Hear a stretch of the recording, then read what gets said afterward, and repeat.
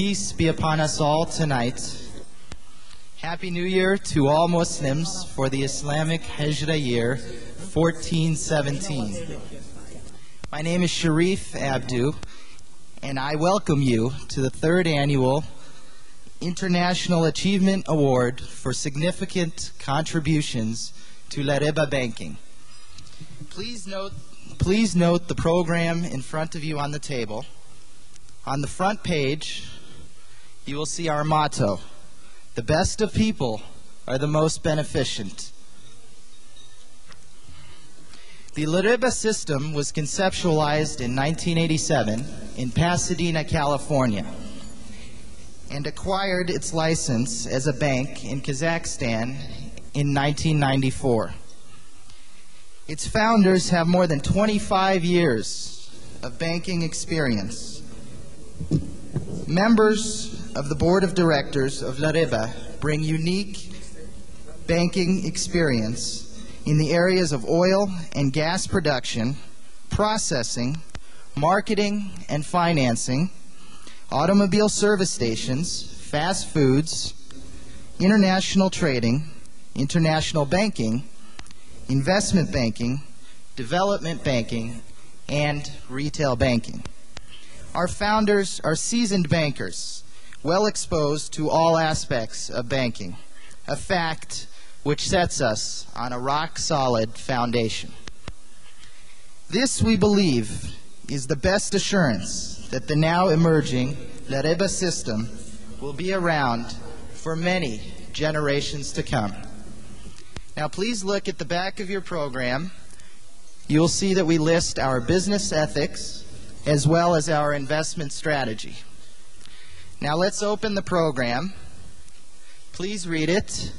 We will start with a recitation from the Holy Quran by Sheikh Ahmed Karamate, who comes to us from Istanbul, Turkey. Thank you. Bismillahirrahmanirrahim. Ya eyyuhan nasu inna khalaqnakum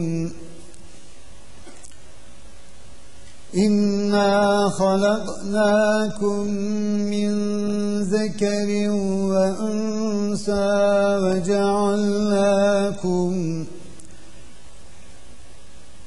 ja'alnakum shu'uban wa qabaila lita'arafu. Inna akramakum 'inda Allahi atqakum. Inna Allaha 'alimun khabir. O mankind, we created you from a single pair of a male and a female, and made you into nations and tribes, that you may know each other, not that you may despise each other. Verily, the most honored of you in the sight of God is he who is the most righteous of you. And God has full knowledge and is well acquainted with all things.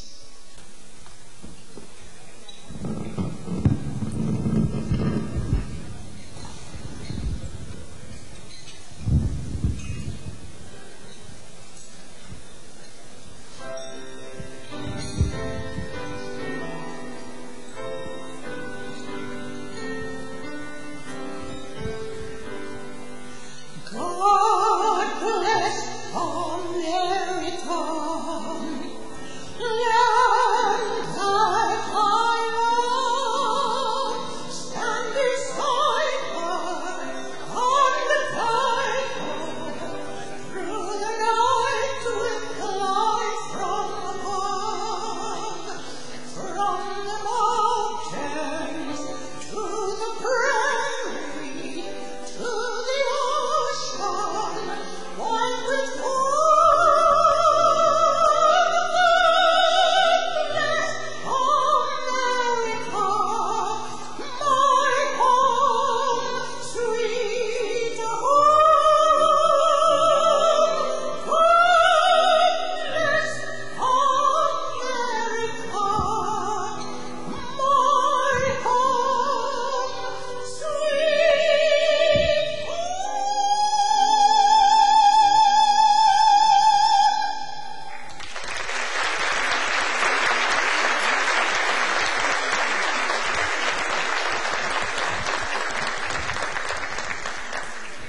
Good evening. My name is Tommy McMullins, and I'm chairman of the board of the International Visitors Council, as well as a representative of the City of Los Angeles and a vice president of Citibank.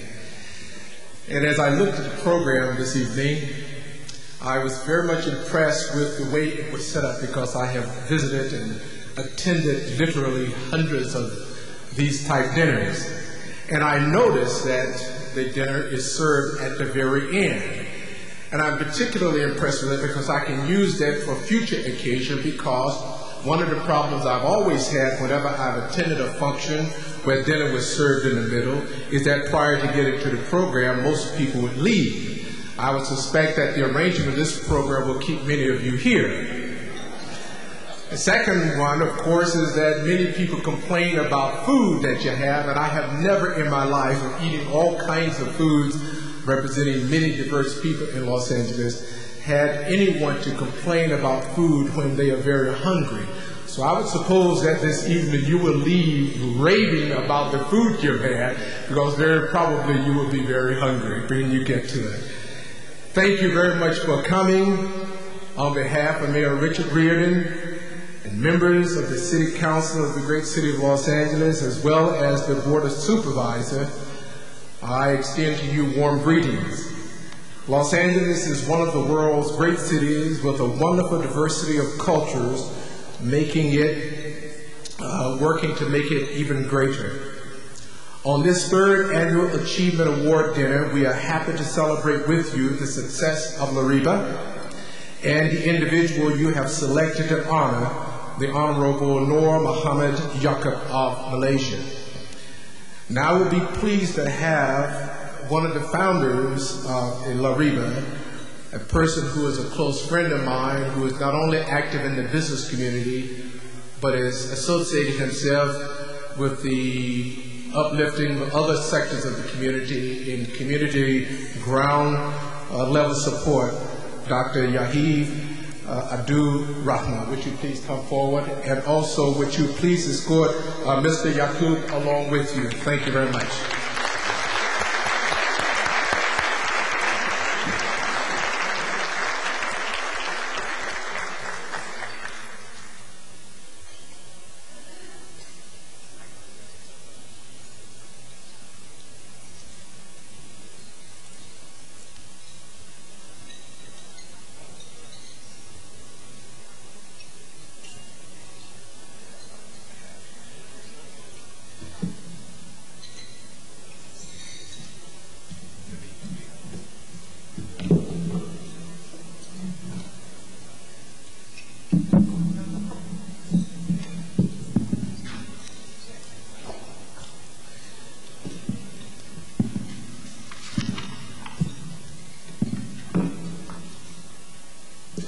From the city of Los Angeles, we have congratulations from the mayor's office, and this has been extended to the Honorable Mohamed Yakcop on this June 2nd, 1996, and it says, as mayor of the city of Los Angeles, I am pleased to welcome you to our city and to join the American Finance House Lariba in honoring you for your achievements in the area of banking in Malaysia.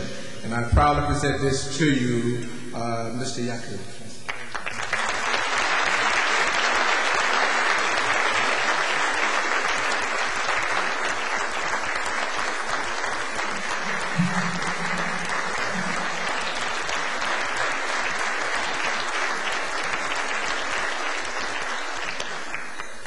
And we also have a beautiful flag that has been extended to Mr. Yakcop from the chairman of the Board of Supervisors, Michael Antonovich, and it reads, congratulations upon receiving the third annual International Achievement Award for outstanding contributions to Islamic banking. Best wishes for every success and all of your future endeavors. And it is here with the names of Michael Antonovich and the other 4 members of the Board of Supervisors. And again, I proudly present this to you, Mr. Yakcop. Yes, sir.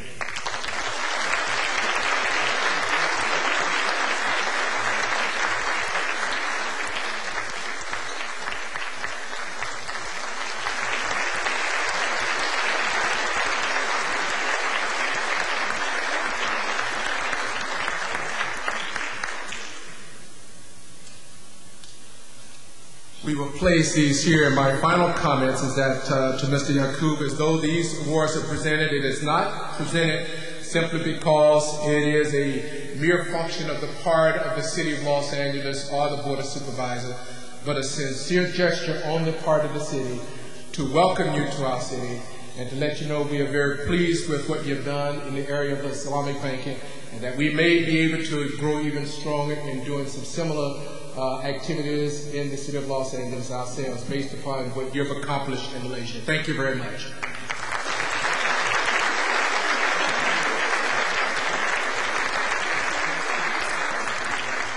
Bismillahirrahmanirrahim.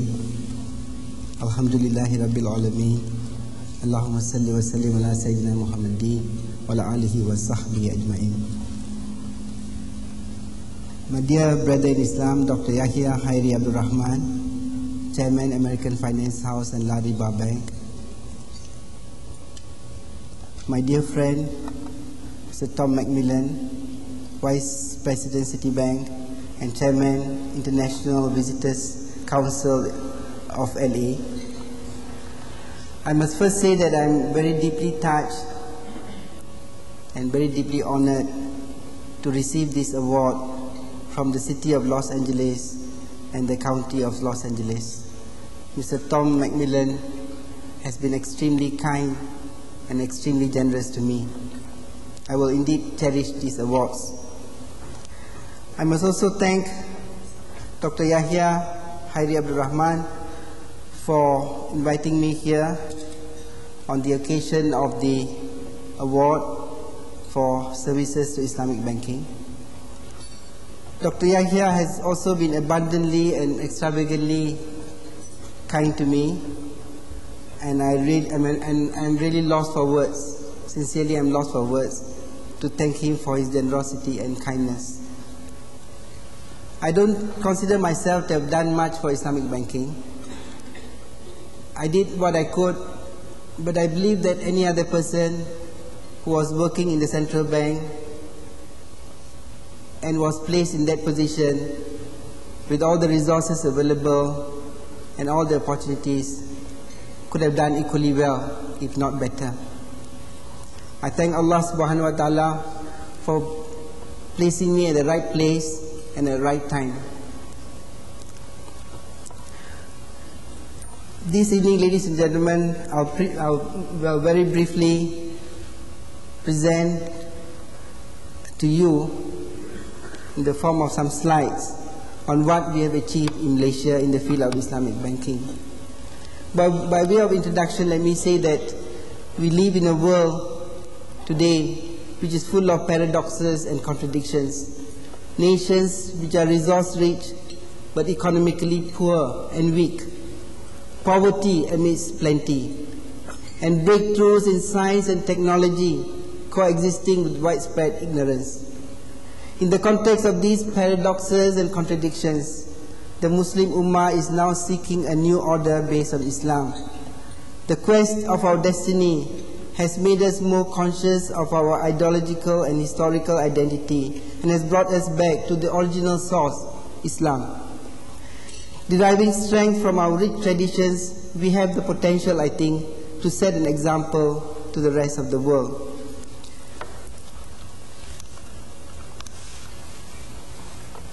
Islamic banking has been around for some 20 years, but it's only in the last 5 years that it has become a booming niche business with almost 100 billion in assets under management. More than 150 Islamic financial institutions operate from London to the Persian Gulf to Malaysia with offices around the world. Increasingly, Islamic banking is being discovered by Western banks as a mechanism to gain access to the large pool of Muslim funds. It is not surprising, therefore, that there is an ever-increasing number of conventional banks providing Islamic investment services to their international clients.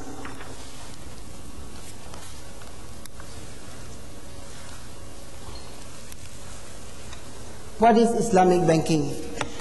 Islamic banking must have two basic components. In the first place, it must be Islamic. To be Islamic, it must reflect the values and the norms of Islam. It must have in it social justice, it must not exploit the poor. At the same time, it has to be a system, a proper banking system. And in a proper banking system, there must be an adequate number of instruments to meet varying needs, to meet differing needs. There must be a large number of institutions. One single bank or two single banks do not make a system. And of course, there must be a mechanism to link the institutions and the instruments. And in the field of banking, that mechanism is known as the interbank money market. In Malaysia, there exists today a full-fledged Islamic banking system operating on a parallel basis with a sophisticated conventional banking system. In addition, a viable Islamic capital market is being created. We often hear the term the Malaysian model when referring to Malaysia's method of implementing Islamic banking. What is the Malaysian model?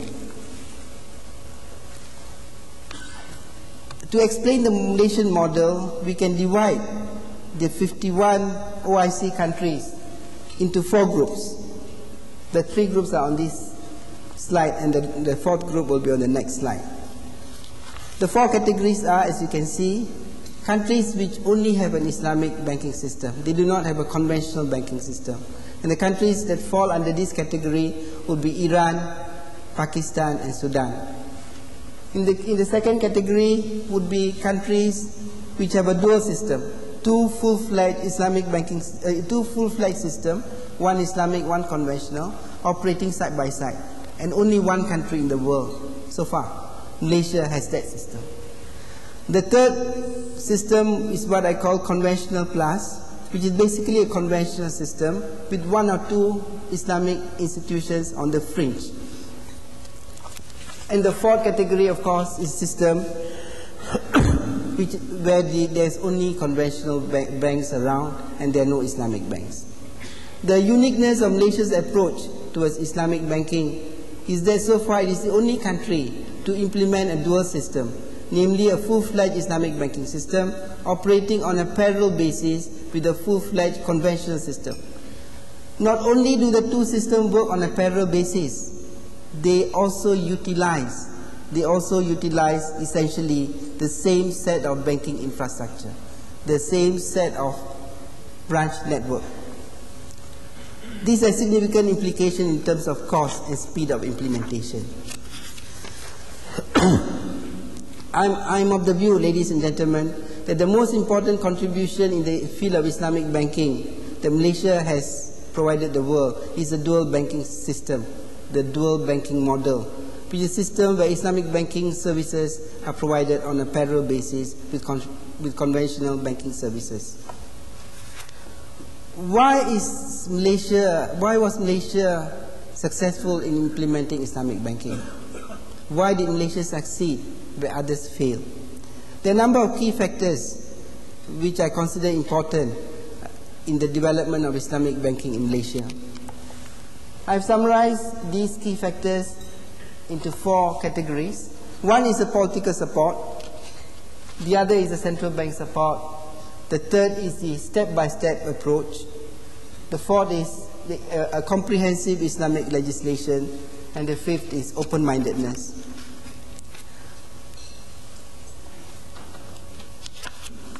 In Malaysia, we were lucky to have a Prime Minister who has a vision, who has an Islamic vision, and who way back in 1981-82 was willing to take the risk of setting up an Islamic bank, although he knew that he was moving into uncharted waters, because at that time there were very few countries which were experimenting with Islamic bank.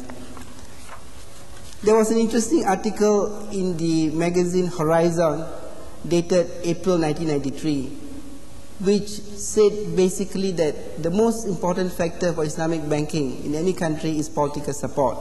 And the bank categorized the various countries in Asia and Middle East according to the political support that was given to Islamic banking, and only Malaysia came out at the top, as you can see in the next few charts. Only Malaysia was given the excellent and full rating in terms of political support. But political support itself is not the entire story. The central bank too will have to support. In many countries, politicians do support Islamic banking, but it is a central banker who is worried. He is worried normally that if Islamic banking is introduced, he will be upsetting the apple cart, and this would be at the disadvantage of the conventional system. But in Malaysia, we were very lucky because we had, over the period 85 to 94, for 10 years, a central banker by the name of Tan Sri Dato' Jaafar Hussain, the governor of the central bank, who had an Islamic vision and who went all the way out to support Islamic banking. The next important factor in the implementation of Islamic banking in Malaysia is a step-by-step approach. There was no attempt to create an Islamic banking overnight. It took more than 10 years to create a system, and it was done on a step-by-step basis. First, over the first 10 years, after the setting up of the first Islamic bank, the first Islamic bank was set up in 1983, and for the next 10 years, there was no other bank. For the next 10 years, what we did was develop instruments, Islamic financial instruments. And after developing about 20 instruments over a period of 10 years, and checking them out, and making sure that they work, then we started increasing the number of institutions. But even then, we did not set up additional Islamic banks. To save money and cost, we allowed the existing conventional banks to have an Islamic window. So in Malaysia today, ladies and gentlemen, thank you very much. You can go to an Islamic, go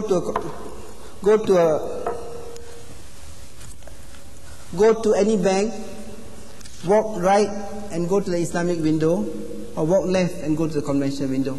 It is the same people, the same infrastructure, and we were therefore able to implement Islamic banking virtually with a stroke of the pen and virtually with no cost, because the same people who are offering these two services. Having developed the Islamic financial instruments and then the institutions, we move on to the interbank money market, which we created in 1994. Excuse me. Having developed the Islamic banking system through instruments, institutions, and interbank money market, we move on to create the Islamic equity market. The Islamic equity market is now a viable, functioning system in Malaysia, and almost half the stocks in the Kuala Lumpur Stock Exchange are halal stocks, are permissible stocks, and Muslims can buy and sell these stocks in the Islamic stockbroking system. There are Islamic stockbroking institutions. There is one Islamic stockbroker who does only Islamic stockbroking, but there are many other conventional stockbrokers who do both, who do conventional stockbroking, but who also have an Islamic window, the same model that we use in the case of Islamic banking. And we have also created a number of Islamic unit trusts to give the system the critical mass. These Islamic unit trusts, whose funds are about $1 billion ringgit now, $1 billion US dollar now, are allowed to invest only in Islamic permitted counters. After having developed the Islamic equity market, we have moved on to create the Islamic private debt securities. I will, because of the shortage of time, I will skip a number of slides. As I said before, we need to create the Islamic equity market, a sufficient number of stocks, which we have. Half the stocks in the KL stock market are Islamic stocks. We have sufficient number of players now, and we have Islamic stockbroking services. As you can see, 61% of the counters are Islamic in terms of counters. And in terms of value, 44% of the total number of stocks in terms of value are Islamic. We are now moving on to private debt securities. For every conventional system, we have developed an Islamic system. We have developed an Islamic alternative. and there is a viable and vibrant Islamic private debt securities market in Malaysia. One of the very important factors which is often not mentioned in discussing the success of Malaysia in developing Islamic banking was that from day one, from the first day in 1983, we started with a full comprehensive set of Islamic banking laws. The practice then in many other countries was to take the conventional banking laws and grant the Islamic institutions certain exemptions on an ad hoc basis. This practice is even prevalent today. But what we did was to have a complete and comprehensive set of Islamic banking legislation from day one. And an important component in that banking legislation was the appointment of a Sharia Supervisory Council in Bank Islam Malaysia. When the first Islamic bank was set up, there was a Sharia Supervisory Council which supervised the activities of the bank from the Sharia point of view. When we extended Islamic banking from that one bank to 50 other banks, we did not create 50 other Islamic Supervisory Councils. We did not. We just kept that one Islamic Supervisory Council, which became the Supervisory Council also for the other 50 institutions. This saved us a lot of time and effort, because had we set up 50 different Sharia Council, there will be many arguments, there will be a debate which could have hindered the progress of Islamic banking. So we kept the Sharia Council to only one Sharia Council, and that enabled us to proceed faster.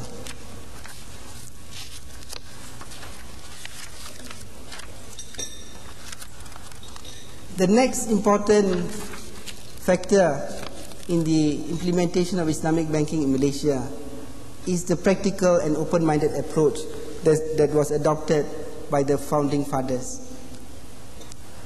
There was a conscious acknowledgement of the need for a great deal of research and development work to be done. Although Muslim scholars had through the ages written excellent expositions on Islamic economics, this is not adequate in the context of the need and requirement of the modern day. Unfortunately, even today, there are some quarters which claim that everything useful about Islamic economics has already been said by Muslim philosophers such as Farabi, Tusi, and Ibn Khaldun. According to them, what is required is merely the political will on the part of the authorities to implement an Islamic economic system immediately in one go. We also realized from the beginning that an Islamic financial system cannot be implemented only on the basis of profit and loss sharing. We were therefore willing to experiment with other forms of financing apart from the profit and loss sharing, as long as such instruments meet Sharia requirements. For example, in the case when an entrepreneur wishes to purchase capital goods, such as machinery, the Islamic bank may provide the machinery itself by way of al-ijara or leasing facilities. In the case of raw materials or trade merchandise, a possible route is the fixed profit markup for the bank known as al-murabaha. In Malaysia too, in the implementation of Islamic financial system, emphasis was always placed on substance rather than label. An Islamic financial system must reflect the values and ethics of Islam, and this was always at the back of our minds. The other important factor in the implementation of Islamic banking in Malaysia was that we avoided reinventing the wheel. It would be counterproductive, we feel, to attempt to develop every Islamic financial product from scratch. Islam requires that we attempt to achieve our objective in the easiest and most efficient way. The conventional banking system has, over the past few decades, developed an array of sophisticated financial instruments, not all of which are haram in nature. Not all of which are haram in nature. Even in cases where the instruments contain elements of riba or other practices forbidden by Sharia, it may be easier. It may be easier in the case of some of the instruments to remove the un-Islamic elements and replace them with Islamic elements. This would be more efficient, certainly more effective, compared to developing entirely new instruments from scratch all the time. Malaysia has come a long way in a short time in the field of Islamic finance, thanks to the vision of the political leaders, the support of the central bank, and the practical and open-minded approach adopted by the authorities. And of course, we owe everything to Allah subhanahu wa ta'ala, without whose grace and guidance we would have achieved nothing. Let me say a few words about Islamic banking in a larger context as a concluding remark. The Islamic financial system implemented in Malaysia should not be viewed in isolation, but should be seen in the context of the overall Islamic reform that has been taking place in Malaysia and elsewhere over the past 2 decades. Although modern Islamic reform is often presented merely as a response to the challenges of the West, particularly as a response to European colonialism, its roots are certainly Islamic. Islam possesses a rich, long tradition of Islamic revival and reform, Tajdid and Islam. The reason Islam was successful during the early years was based on its ability to assimilate. We see in history, ladies and gentlemen, that the Persian Empire and much of the Roman Empire fell before the Muslims. We saw how Islam quickly established and took responsibility for a new order stretching from the Pyrenees in the Himalayas, an empire larger than the Roman at its height, and followed by political dominion with wealth and with social and cultural advance. The Muslim armies won battles, its decrees were obeyed, the letters of credit were honored, its architecture was magnificent, its poetry charming, its scholarship imposing, its mathematics bold, and its technology effective. The Muslims were not only victorious in the battlefield, but effective in many diverse departments of living. They succeeded also in a relatively short period of time in integrating life into that wholeness that constitutes a culture. They brought into being a new civilization. A great new society rose under their endeavor and guidance, the product of their powerful spirit. Why were the early Muslims so successful? What is the lesson that we can learn from them, particularly in the field of Islamic banking? I am of the view that the critical ingredient in their success was the ability to assimilate.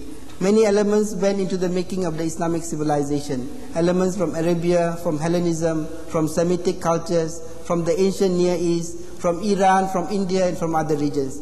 The achievement of the Muslims, and this point I wish to emphasize, was that they molded these diverse elements into a homogeneous way of life and also carried it forward into new developments. And it was Islam that provided the integration, as it provided also the drive and the power to sustain it. Islamic form was given to every aspect of life, and it was an Islamic pattern that gave the society cohesion as well as vitality. The early Muslims proved not only prosperous but original and constructive. For us, therefore, in implementing Islamic banking today, we need to assimilate from the surroundings and give it an Islamic pattern, Islamic form. We cannot afford to start everything from scratch. The early Muslims did not do it, and nor is there any reason for us to do it now. On the international front, ladies and gentlemen, there is nothing to prevent Islamic banking to achieve new heights in the coming years on the basis of cooperation. Cooperation not only with Islamic banks, but cooperation also with conventional banks. The fact that Islamic banks operate according to tenets of Sharia is not incompatible with sound business logic. Indeed, the image of an Islamic banker in some quarters is that of one who carries the Quran in one hand and a calculator in the other. Islamic banking is also not incompatible with Judeo-Christian tradition. The moral values do not vary, ladies and gentlemen, whether you are Muslims, Christians, or Jews. In the development of Islamic banking to reach its new plateau and for Islamic financial market to progress from its post-nascent stage, there is a need to move away from financing on a one-off financing basis and to do it on a parallel basis, as has been done in Malaysia.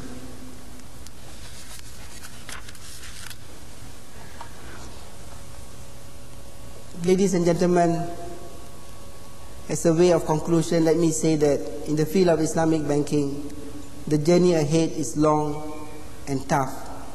We have barely started.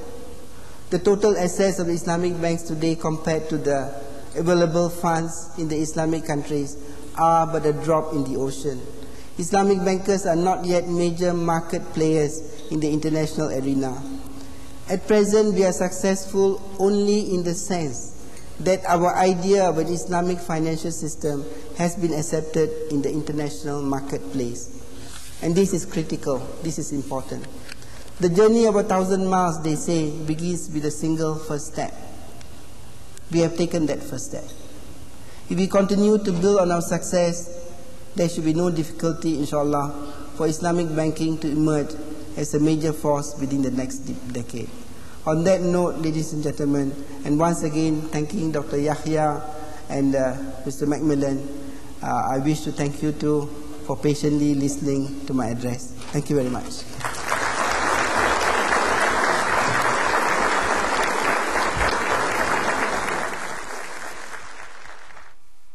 I'd like to thank Almighty God for all of you being here tonight and for sharing with each other the good time, the good prayers, the love and the compassion and the achievement of one of our dear citizens of the world.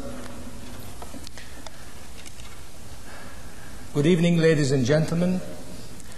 Tonight we gather to honor the significant achievements of another humble person whose patient, humble and dedicated work has made a difference in the world of banking and finance.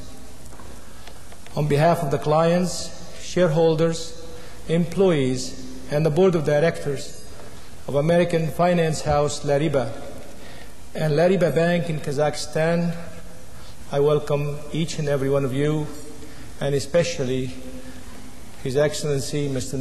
Mohamed Yakcop.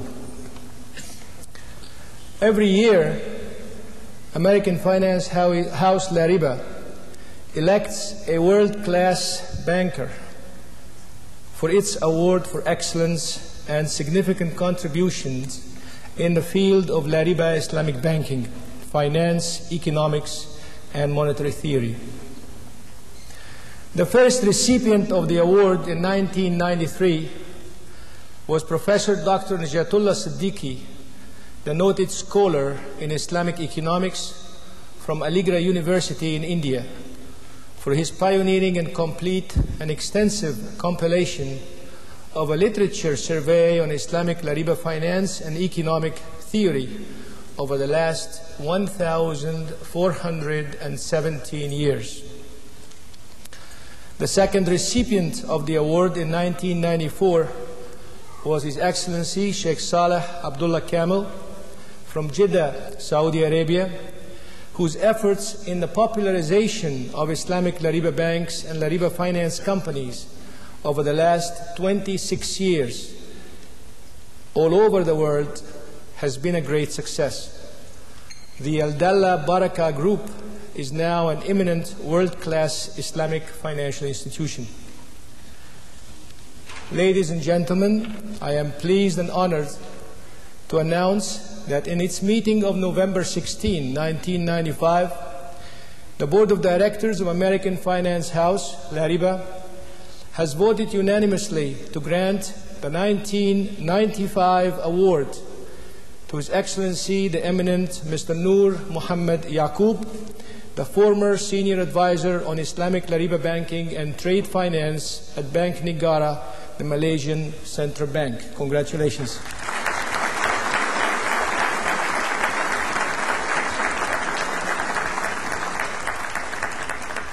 Mr. Yakcop has played a pivotal role in the development of Lariba Islamic banking in Malaysia. In 1981, Mr. Yakcop writes, he was a young man working at the Central Bank of Malaysia. He was asked to write a report on the viability of Islamic banking in Malaysia. On the basis of this report, the first Islamic bank, Bank Islam Malaysia Berhad, was set up in 1983. For the next 10 years, Mr. Yakcop spent his time developing Islamic financial instruments to meet the diverse needs of the Malaysian business community, Lariba banking and finance, system. At the end, 20 Islamic Lariba banking innovative products were developed by him and his colleagues. He pioneered the Islamic interbank money markets, the Islamic Lariba check clearing system, and is now moving towards developing an Islamic Lariba capital market. By the way, Mr. Yakcop has been recognized by the Chairman of the Central Bank of England for his achievement and the system that he developed in Malaysia. At that time, Mr. Yakcop felt that it was time to expand Islamic banking beyond Bank Islam Malaysia.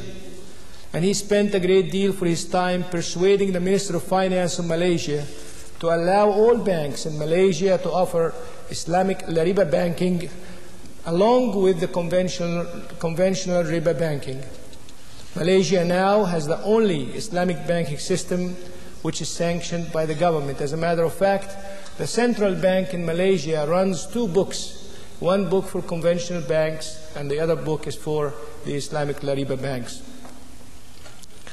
The Board of Directors of American finance house Lariba has been very impressed by Mr. Yakcop's and his colleagues' dedicated efforts in taking Islamic banking in Malaysia and developing it into an internationally, institutionally accepted system with its rules, regulations, controls, products, and most importantly, that hasn't happened yet, working in peace and harmony with the central bank and the government of the country of Malaysia. Mr. Yakcop is married to Mrs. Fauzia, who is in charge of the Malaysian government's aid program to the people of Bosnia. In fact, Malaysia raised $1.2 billion almost 2 months ago to rebuild the schools and universities in Bosnia. He has 3 children.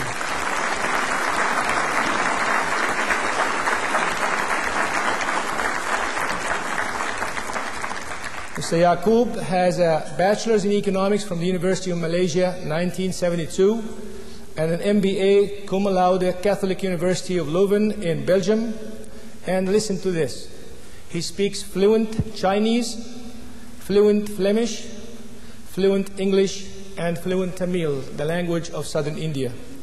Please welcome with me and congratulate with me the Honorable Mr. Mohamed Yakcop.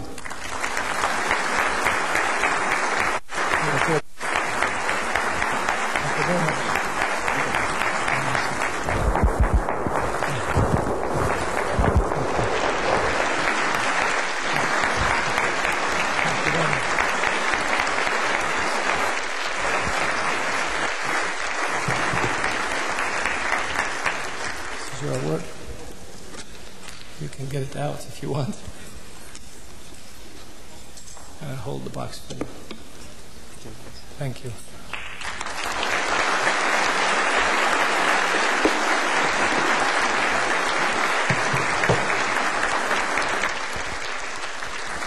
I'd like to move to the next part of the program, and that's an introduction of American finance house Lariba, and then we'll get to eat. Thank you, and please watch. I have been involved with American Finance House for the past 10 years. I have an extensive background in banking with savings and loans, commercial bank. My most recent was with the Vice President and Manager at Wells Fargo Bank in Pasadena, California. Based on my many years of being involved in customer service and developing bank projects, I particularly like the Lariba system because they focus on the client, the community, and a deep sense of integrity and involvement with their projects. We've learned a lot about the system of Lariba banking, which is not exactly no interest. It's kind of known as no interest, but it's more of no usury. And usury, you know, is where you take advantage of person through loaning of money.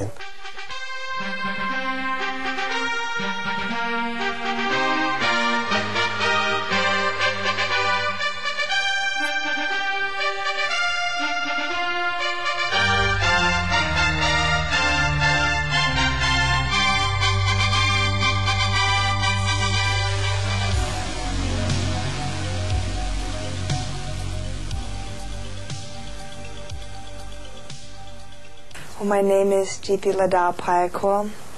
I was born here, but my parents are from Thailand. American Finance House is different from the other banks. It's a lot more just and it's a lot more clear, and it is more concerned with helping out the community and working a fair negotiation out. We have about 22 shareholders at the moment. They are from different disciplines and experiences in business, and they have hands-on experience in the different fields. We look at them as the managing directors of the company. We look at our company as the old finance houses that were established in Europe back before World War II, after World War I.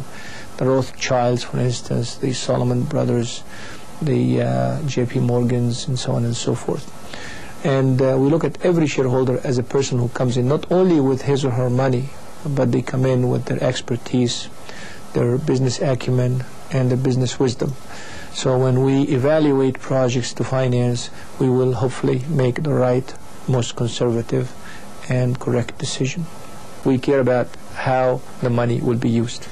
So it can be used in a productive economic activity to generate job opportunities for the community, for Muslims and non-Muslims alike.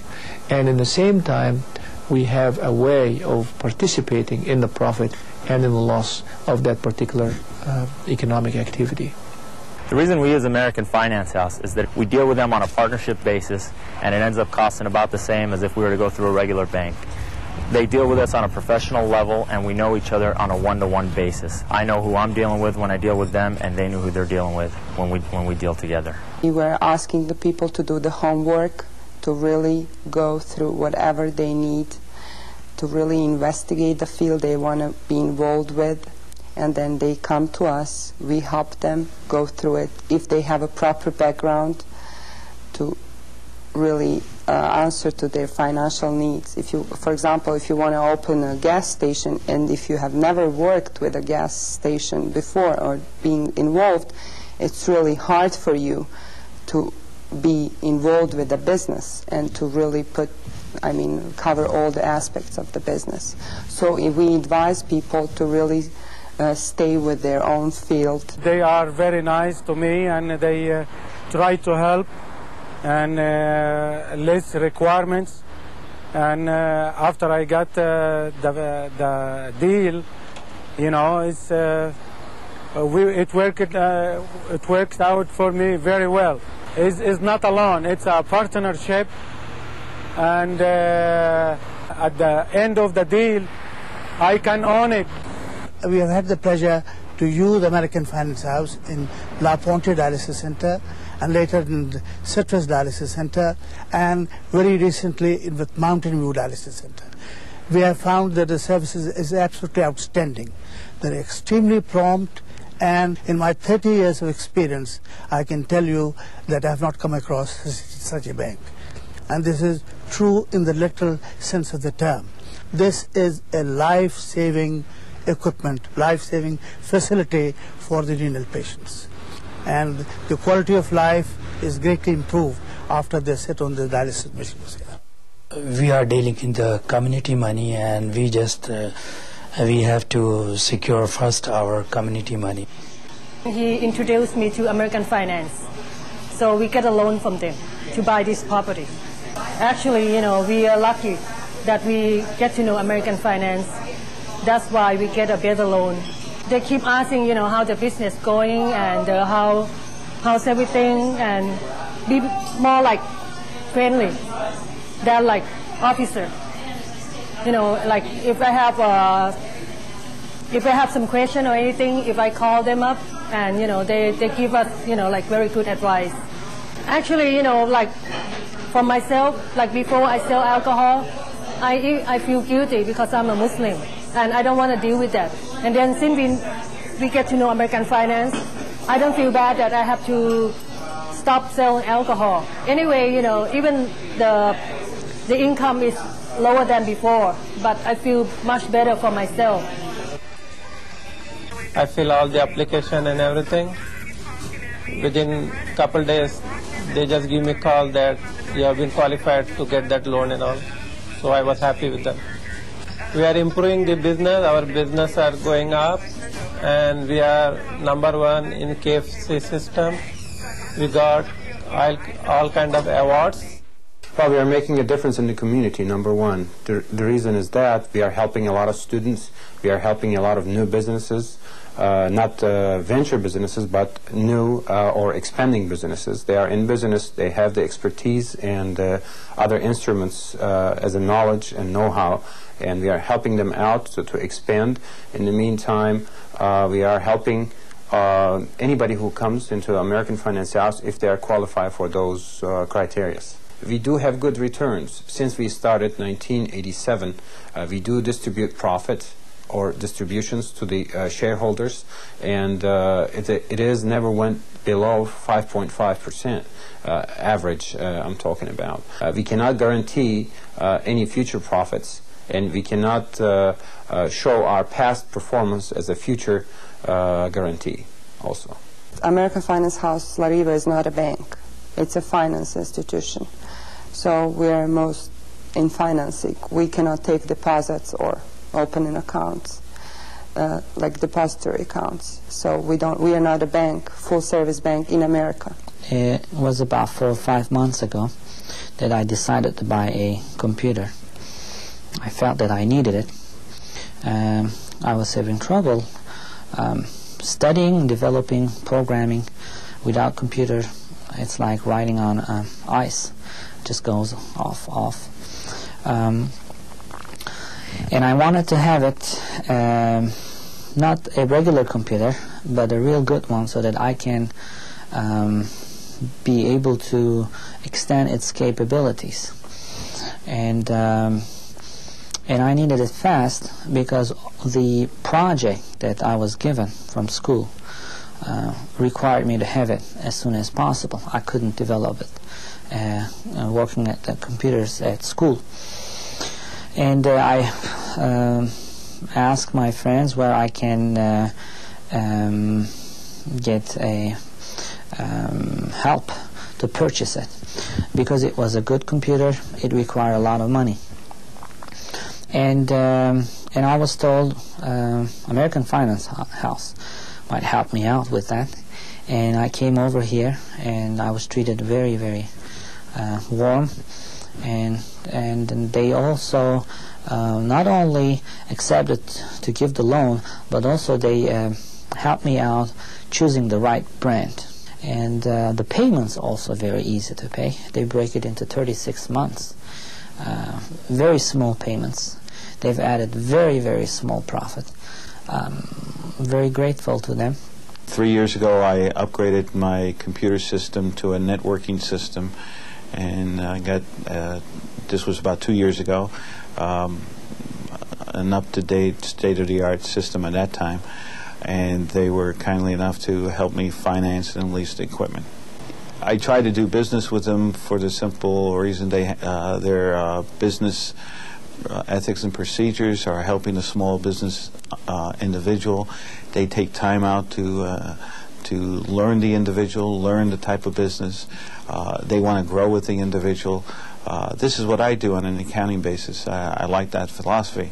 I approached them for a loan, and they took the time in looking at my business and seeing where the future holds with it, and gave me the confidence that they want to invest in my future. You're always going to find somebody higher, and you're always going to find somebody lower. But when I study the type of business that they do, their personality, they fit my needs, they worked with me, I got the best deal in town. They never make you feel that you're just a client. That's the professionalism, that's the interest that they take. You feel that when they first examine you, they make you feel that you are an investment.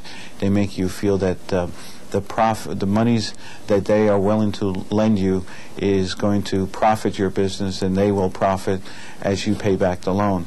It's a working relationship. It's not a money lending relationship. They take more of a professional outlook, and I think that's why they have a lot of clients, or customers, I understand, that go back to the to them after they've paid the loans to get more types of loans of expansion. They have a lot of repeat customers. They also have customers that after they paid up the loans that they invest in American finances because they want to continue and help with their growth. You don't see that in the banks as much as you'd see that here. American finance house Lariba is headquartered in Pasadena, California, with branches in San Jose, California to serve Northern California, and in Dallas and Arlington, Texas. Lariba has representative offices in Istanbul, Turkey, Cairo, Egypt, Jeddah, Saudi Arabia, and Almaty, Kazakhstan in Central Asia. The system also includes a full-service international bank, Lariba Bank in Almaty, Kazakhstan, which has been in operation since 1994. The bank in Kazakhstan is actually a full-service bank with the focus of introducing American-style community and commercial banking in Central Asia. Lariba Bank is in Kazakhstan because Kazakhstan has a very good potential for growth. It is wealthy in terms of its natural resources, its agricultural lands and crops, its educated populace, its diversified economy, and its trade position in the old Silk Road. But this wealth is largely untapped as of yet. It needs to be matched by technology and investments. This is where Lariba Bank can play a key role as an intermediary between the international business communities and Kazakhstan. These connections and ventures will be mutually beneficial for producers and consumers on both sides. Specifically, Lariba Bank is already targeting projects that will bridge Kazakhstan with Europe, the United States, the Middle East, Malaysia, Indonesia, and Southeast Asia. At Lariba System, we never speculate with people's money and trust. We place people's trust above everything, including our own interest. We always fulfill our promises. We never promise what we cannot deliver. We never lie. We respect money. Money respects people who respect it. We're careful with our costs. We keep them to a minimum. While our most important concern is to achieve the highest return for our shareholders, we never forget our moral responsibility to local communities. We measure our success by return on assets and by the number of households we have helped open up. We never discriminate regardless of skin color, language, ethnic background, religious beliefs, or gender. We invest with our clients. We never look at our business as a lending operation. We invest with and in people. We are socially responsible. We do not finance alcoholic-related businesses, tobacco, gambling, or any unethical behavior and activities. We are very sensitive about who we deal with. We promise to scrutinize our depositors, clients, and customers to make sure of the validity of the sources of their funds and the type and quality of their business. We are extremely conservative. Our most important investment objective is preservation of principal and keeping up with inflation. We look at our co-workers in the system as our partners. We aspire to make each one of our co-workers as part of the business. We promise to provide them with the best training available on the market.